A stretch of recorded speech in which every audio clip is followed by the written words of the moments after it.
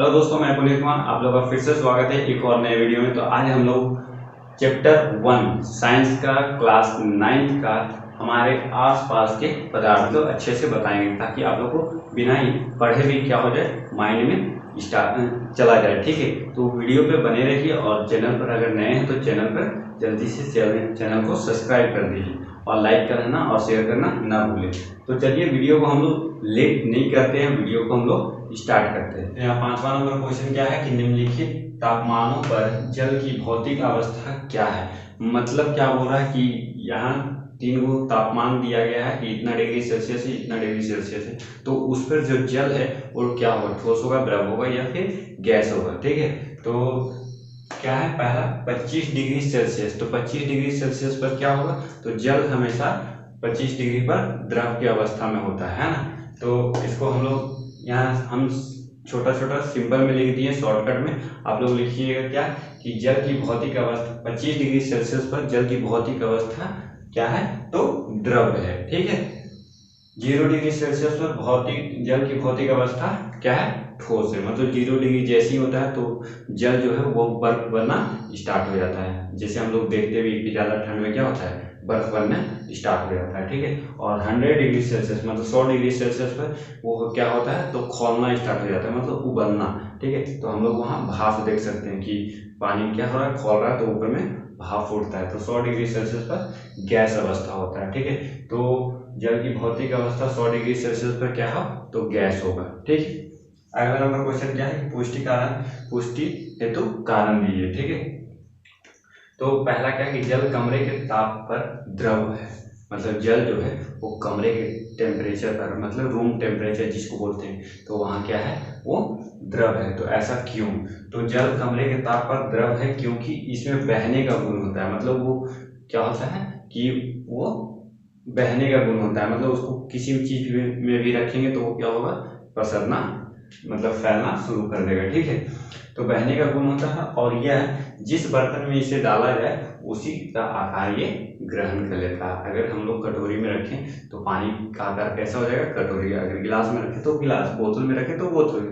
ठीक है, तो वो जिस बर्तन में उसको रखा है उसका आकार क्या करता है, वो ले लेता है। इसी कारण से क्या होता है, वो द्रव अवस्था में कमरे के ताप पर पाया जाता है।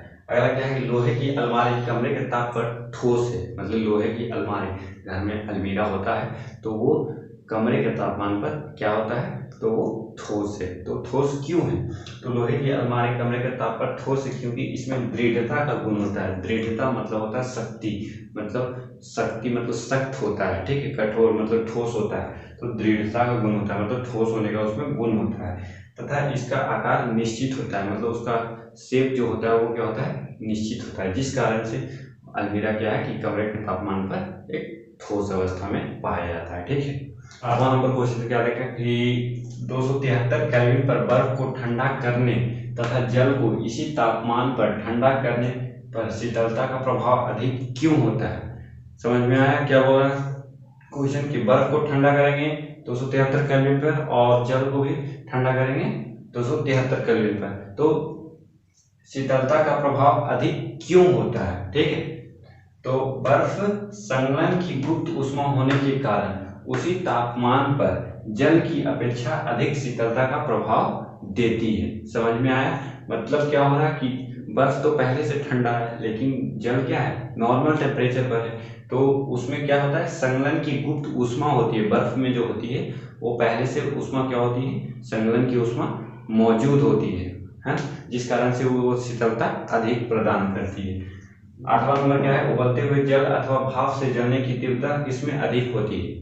मतलब क्या बोल रहा है कि एक उबलता हुआ जल है, मतलब उबलता हुआ पानी है, और एक भाप, तो किसमें हम लोग को जलन ज्यादा महसूस होता है। तो आप लोग कभी गलती से हुआ ही होगा कि भाप से हम लोग को जल्दी जलन महसूस होता है, लेकिन जब उबल रहा है पानी तो उसमें अगर उंगली डाल दें तो उतना जलन महसूस नहीं होता है। तो ऐसा क्यों होता है, तो ऐसा होता है वाष्पन की गुप्त ऊष्मा के कारण। मतलब वाष्प में गुप्त ऊष्मा क्या होता है, छिपा हुआ रहता है, जो क्या करता है, उबलते जल की अपेक्षा ज्यादा गर्म हम लोग को प्रदान करता है। ठीक है, तो जलने की तीव्रता इसलिए किसमें अधिक होती है, भाप में अधिक होती है। ठीक है, तो ये 8वां नंबर क्वेश्चन है। और लास्ट नंबर क्वेश्चन हम बताने जा रहे हैं, ठीक है। उससे पहले क्या है कि आप लोग अगर चैनल पर नए हैं तो चैनल को सब्सक्राइब करना ना भूलें, ठीक।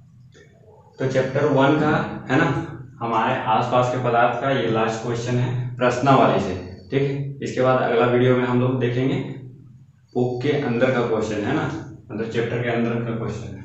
क्या है 9वां क्वेश्चन, निम्नलिखित चित्र के लिए ABCDEF की अवस्था परिवर्तित को नामांकन करें, मतलब दिखाना है, ठीक है। जहां जहां ABCD लिखा हुआ हो सबको क्या करना है, नाम बताना कि क्या हुआ, ठीक है। जैसे यहाँ ठोस से द्रव, एरो इधर दिया हुआ है, मतलब क्या है कि ठोस से किस में चेंज हो रहा है, द्रव में। तो कौन सा विधि हो रहा है, तो द्रवन विधि, ठीक है, ठोस से द्रव में परिवर्तन। उसके बाद फिर क्या है, बी नंबर है कि द्रव से गैस में चेंज हो रहा है, द्रव से गैस में, तो किसमें चेंज हो रहा है, वाष्प में, तो वाष्पन विधि हो जाएगा, ठीक है। और उसके बाद सी नंबर है ना, सी नंबर कहाँ है, सी नंबर यहाँ है, मतलब गैस से किस में चेंज हो रहा है, द्रव में, तो गैस से द्रव में चेंज होने क्या कहलाता है, संघनन, मतलब सिकुड़ रहा है, ठीक है।